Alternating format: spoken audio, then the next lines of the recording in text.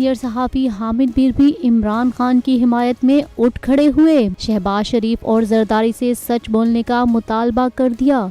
हामिद मीर ने कहा, इमरान खान का असम्बलियां तोड़ने का फैसला पीटीआई के हक में बहुत अच्छा होगा। अगरचे उन्होंने इस फैसले में ताख़ीर की है, लेकिन अब भी 23 दिसंबर को असम्बलियां तहलील करने के बाद पीटीआई को बहुत फायदा हासिल होने वाला है। उन्होंने इंतखाबात न करवाने की हुकूमती हथधर्मी और मौजूदा सियासी सूरत हाल के बारे में अपना तज्जिया देते हुए कहा कि अगर शफाफ इंतखाबात हुए तो भी पीटीआई की ही केपीके और पंजाब में हुकूमत आएगी, और इस सूरत हाल में अगर जनरल इलेक्शन हुए तो मुल्क में निगरान हुकूमत की बजाय पीटीआई की ही हुकूमत होगी, जिससे पीटीआई को बहुत फायदा होगा।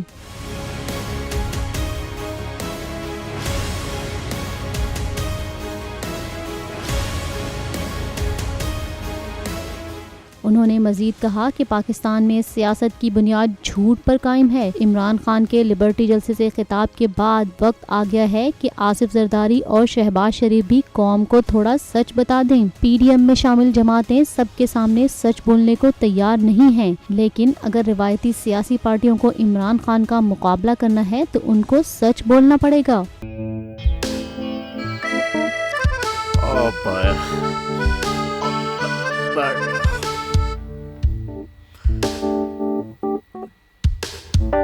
इंतशार से निकलने का वाहिद हल इंतखाबात है। हकीकी आज़ादी मार्च आज रवा। खान आयन के मुताबिक अगर आप उसको ये रिपोर्ट दे दे तो मैं आपको अपनी 4 सीटें दे दूंगा। मौलाना खान साहब, वो जो रिमोट हमें दे दे, और वो जो नीली पीली चैनल है वो लगाए। जाओ शबाज।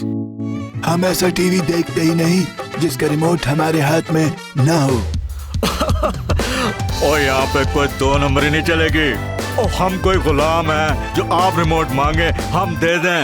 Absolutely not. यहाँ पे सिर्फ पाकिस्तान का नंबर 1 चैनल चलेगा, बोल, जो हकीकी सहाफत की जंग लड़ रहा है। पाकिस्तान के लिए कोई और नहीं, सिर्फ बोल खड़ा है। आप सब भी बोल देखें।